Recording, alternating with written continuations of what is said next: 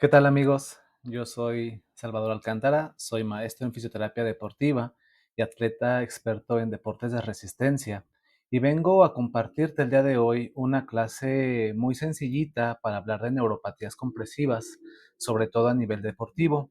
Vengo a enseñarte desde la perspectiva de fisioterapeuta a cómo abordarlas, a cómo tratarlas y sobre todo a cómo tratar de diagnosticarlas de la mejor forma para que puedas llegar al sitio de lesión y sobre todo puedas aplicar tus tratamientos de la mejor manera. Como una introducción muy sencilla, las neuropatías compresivas son un tipo de daño que existen bien común a nivel de los nervios, es decir, no existe una estructura ni neuromuscular ni alguna estructura colagenosa, ligamentaria o tendinosa que esté afectada. En cambio, la función sí que se va a ver afectada, así como la sensibilidad, ya que la información que viaja a través de estos nervios se va a ver comprometida. Normalmente tenemos tres tipos: las neuroadmesis, la axonotmesis y la neuropraxia. Cada uno van a ser de diferente magnitud y como de diferente gravedad. Los más comunes que vamos a ver, pues obviamente van a ser los más sencillos, como la neuroadmesis, que son compresiones sencillas sin ningún daño estructural. Simplemente la capa más externa de mielina se ve afectada y en algunos casos las fibrillas de los axones o de los nervios como tal. Vamos a tener diferentes factores de riesgo. Por ejemplo, uno de los más comunes es alguna situación hormonal en la que retengamos mayor cantidad de líquidos. Pero por otro lado, también una persona con extrema delgadez es más susceptible a tener estos problemas neuropáticos, ya que no existe esa capita de grasa que protege el nervio y el daño es muchísimo más sencillo.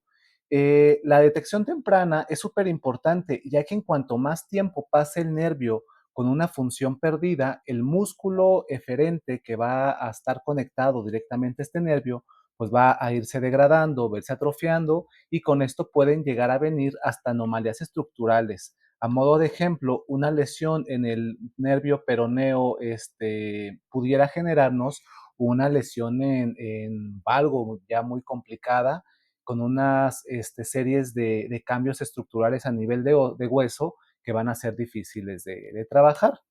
Pero bueno, vamos a empezar con la primera de estas lesiones. Es una sumamente común. Yo lo veo mucho en el boxeo y en deportes de contacto donde va a haber combate. El nervio radial es uno de los nervios que controlan la parte final de nuestros músculos de los brazos y del antebrazo, específicamente los músculos extensores de los dedos, también los músculos del pulgar y del índice, así como la extensión de la muñeca.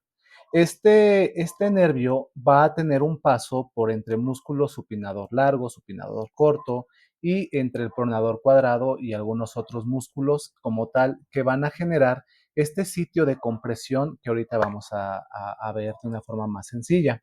Eh, el mecanismo de lesión normalmente es por la hiperpronación repetitiva durante el impacto, pero también creo yo que uno de los factores más comunes y que con mayor facilidad generan adaptaciones neuromusculares es el síndrome de Whiplash. Hace que el músculo segundo radial se acorte y esto genera un pinzamiento directo sobre este nervio.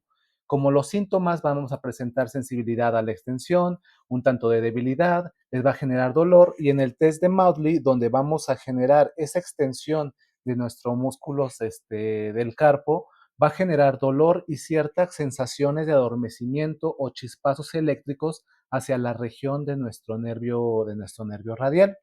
Los tratamientos, pues vamos a tener que trabajar desde el fortalecimiento si es que el músculo está respondiendo, pero si en caso de que nuestro paciente tenga el signo del predicador, que no pueda levantar estos dedos o que tenga una debilidad total, pues habrá que trabajar desde la electroestimulación, la neuromodulación o alguna otra técnica de fisioterapia pasiva para tratar de reconectar estos nervios. Aquí lo interesante es dónde haces las aferencias. Te voy a dar un tip.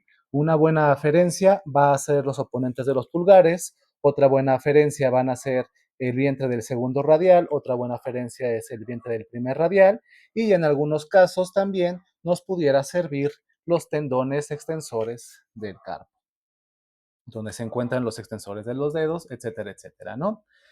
Pudiéramos realizar aquí un proceso de neuromodulación, como tú más lo gustes realizar, con baja frecuencia, alta frecuencia, de forma diacutánea, de forma percutánea, pero vendría bastante bien acompañado de ejercicios de neurodinamia y tratar de relajar esta musculatura extensora, sobre todo el extensor del tercer dedo y el segundo radial, así como el supinador largo.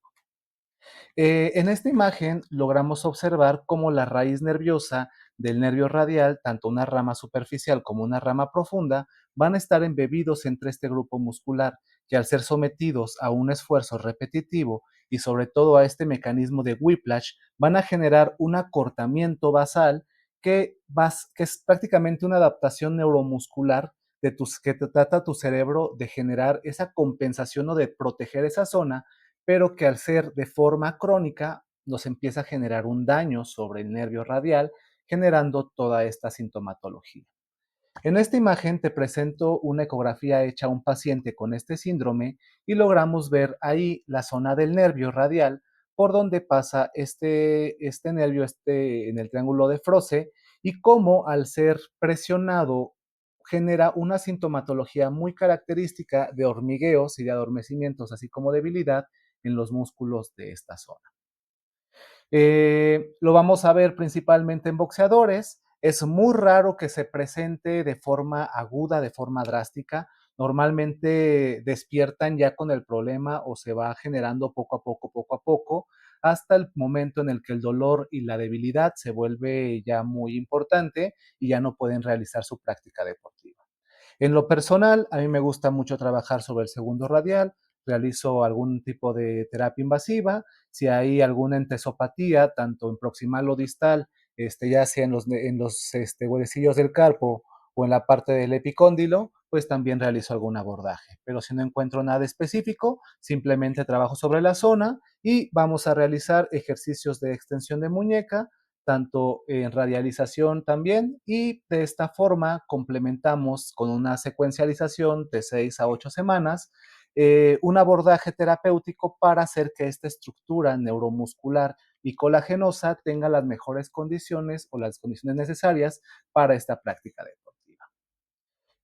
Por otro lado, te voy a presentar otra lesión deportiva que me parece bastante interesante, el drop foot por impacto. En esta patología vamos a tener un trauma directo sobre el nervio. Esto va a generar una lesión de otro tipo que no va a ser como una neuroanmesis, sino más bien pudiera ser una axonotmesis o una neuropraxia. La neuropraxia sería en un caso muy, muy grave, pero seguramente sí va a haber una axonotmesis, probablemente no por ruptura directamente, pero sí el hecho de haber generado esa compresión o esa cizalla drástica contra el hueso peroneo, perdón, va a generar una obliteración o un daño compresivo sobre el nervio que va a generar secundariamente un desecho metabólico, y este desecho metabólico o inflamatorio también puede generar más daño sobre la estructura del nervio y generar una mala función. En este ejemplo, en agudo, prácticamente el músculo peroneo y toda esa región de patrones motores de eversión de pie dejan de funcionar y ya no puede realizar apoyo alguno. Este tipo de lesión pues van a ser bastante peligrosas, ya que la recuperación va a ser bastante, bastante tardada. Yo en lo personal trato de localizar dónde es el sitio de mayor inflamación. Esto se ve como un pequeño signo con mayor como edema en la parte del perineuro, justamente en la región donde se impactó, y ahí directamente hago neuromodulación percutánea.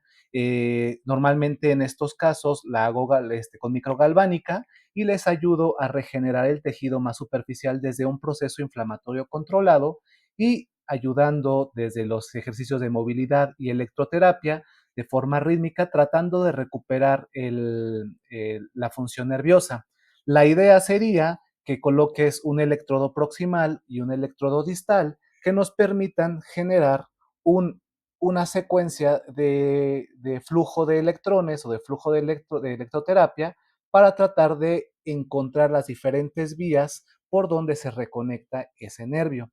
vas a tratar de generar una eferencia neuromuscular en músculos peroneos o simplemente vas a tratar de generar un estímulo ya sea a nivel de región poplitea o a nivel de cabeza del peroneo de forma percutánea.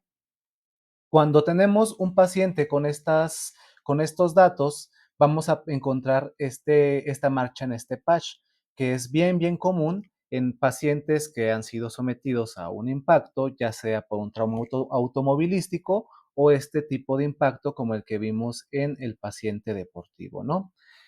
Aquí es importante verificar el reflejo rotuliano y el reflejo aquileo, ya que si están presentes, pues nos habla de que es una mononeuropatía compresiva, es decir, que solamente una raíz nerviosa o una parte del nervio está afectada y que el resto está sano. Por lo tanto, nos permite enfocarnos únicamente a la vía aferente y eferente que están dañadas, ¿no? Yo siempre voy a preferir hacer fisioinvasiva porque es lo que mejor sé hacer. Puedo hacer neuromodulación percutánea, como les decía, tanto con corriente alterna como con corriente directa. Y una vez que el músculo empieza a responder, pues nos vamos a enfocar únicamente en el trabajo de fuerza, en la recuperación de la función y en tratar de mejorar las condiciones viscoelásticas de este tejido para que sea más fuerte y resistente en caso de que vuelva a impactar. Y por último, vamos a ver una neuropatía compresiva ocasionada por un sobreuso, por un sobreesfuerzo o por algo muy cíclico. La neuropatía del cubital en el ciclismo también es sumamente común, nos va a generar el signo del predicador, donde los dedos anular y meñique no sirven y no se pueden levantar y hay una falla de sensibilidad en toda esa región. Podemos presentar la anomalía en el canal cubital o también en la parte del olecranon por donde pasa este nervio. La presión en el manillar es lo que lo va a ocasionar. Normalmente esta presión se incrementa cuando el manillar está o muy largo y tienes que mantener una extensión muy constante de tus codos para alcanzar el manillar, o por el contrario, tu manillar está muy corto y tu sillín muy adelante, lo cual obliga a que lleves todo tu peso sobre las manos en lugar de repartirlo entre el sillín y los brazos, ¿no? Esto va a generar que haya una compresión nerviosa y adormecimiento en los dedos anular y meñique. Son ocasionados por la presión prolongada, también nos pueden generar una neuroadmesis o una axonomesis. Sería muy raro que presentara algún dato de situación inflamatoria, por lo regular queda pinzado en tejido colagenoso que con ejercicios de función es relativamente fácil de liberar, con algo de neurodinamia.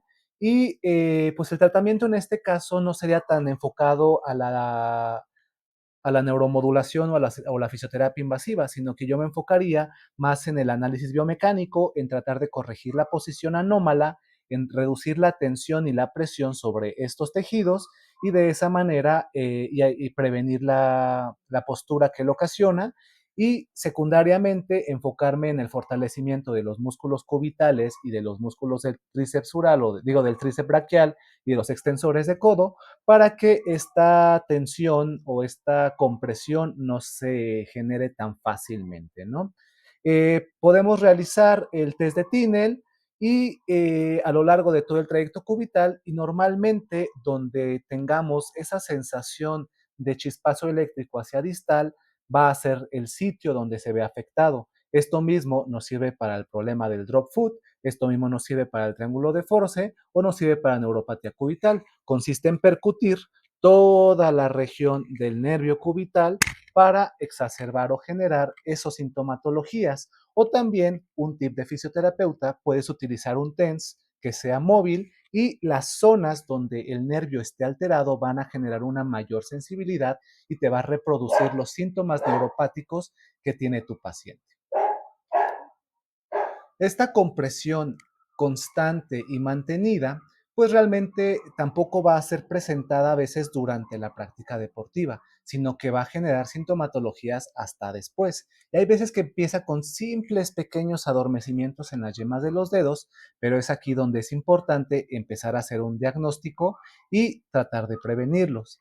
Dentro de la evaluación clínica podemos utilizar la exploración neurológica tanto de reflejos, tanto de sensibilidad superficial como de sensibilidad profunda por medio de vibración, pero también en lo personal me gusta utilizar el diapasón directamente sobre las zonas que el nervio está alterado y de esta forma va a reproducir una sensación bastante incómoda y molesta que nos va a guiar directamente a la zona del daño a nivel de tejido o a nivel de nervio, no solamente en la representación cortical o en el síntoma distal que pudiera presentarse, ¿no? En lo personal, me gusta mucho la electromiografía, tanto de superficie como la que nos ayudan a realizar los médicos rehabilitadores, pero no siempre tenemos estas herramientas, a veces por el excesivo costo, otras veces porque simplemente es muy complicado, pero el ideal sería encontrar cuáles son los músculos afectados, cuál es la parte nerviosa que está afectada y hacer nuestro abordaje directamente sobre ese músculo en esa vía aferente o directamente sobre esa tronco o raíz nerviosa, ¿no? En el tratamiento y prevención, pues vamos a empezar con el manejo de trauma agudo, ahí el manejo de hielo, alguna órtesis o simplemente el descanso. Ahora sí que cada terapeuta tiene su forma de trabajar. Empezamos con la rehabilitación neuromuscular. En caso de que haya alguna falla muscular completa o que no haya una activación completa, hay que tratar de auxiliarnos de electroterapia, ya sea con un EMS, una corriente exponencial o alguna corriente directa que nos ayude a activar estos músculos. Igual, cada terapeuta utilizará lo que mejor le plazca, ¿no? En lo personal, uso mucho fisioinvasiva, tanto neuromodulación para activar la porción muscular, como simplemente generar una saturación a nivel nervioso para tratar de guiar la reconexión de estos nervios. Siempre trato de llevar un análisis biomecánico tanto antes como durante y después de los abordajes para ver si las mejoras son bastante notorias y cuantificables. Y vamos a tratar de mejorar la situación del entrenamiento, tanto para la prevención como el tratamiento, ya sea por medio de la hipertrofia, del trabajo funcional, del incremento de rango de movimiento o simplemente del cuidado de las posturas. Como conclusión, es importante la detección temprana, ya que este tipo de patologías tienden a generar alguna anomalía estructural o algún cambio en el sistema óseo, va a generar obviamente anomalías en la función y entre más tiempo, más atrofia muscular y mayor dificultad va a ser de recuperar las capacidades que se tenían antes de la lesión. Como siempre, la prevención es la parte más valiosa de todo tratamiento y de toda lesión y de toda situación en el deporte. Son situaciones que se pueden prevenir por medio de entrenamiento, de trabajo de fuerza y de preparación neuromuscular, buscando la tan ansiada resiliencia muscular, que es esta capacidad que tienen los tejidos de soportar cargas y de soportar impactos sin tener algún daño de importancia o relevancia, ya que tienen un alto nivel de entrenamiento en alta y en baja velocidad. Y pues llegamos al final de esta pequeña clase. Espero que te guste. Cualquier duda o pregunta, déjala aquí abajo y con todo gusto trataré de responderla. Yo soy Salvador Alcántara, mis redes sociales son Xavi Alcántara, invasiva-mx y Reaf Studio-sips. Me encuentran en cualquiera de estas redes sociales y con todo gusto puedo apoyarte a aprender algo diferente o aprender algo de mejor manera. O si necesitas alguna consulta por alguna lesión de difícil manejo, con todo gusto puedo apoyarte. Muchísimas gracias.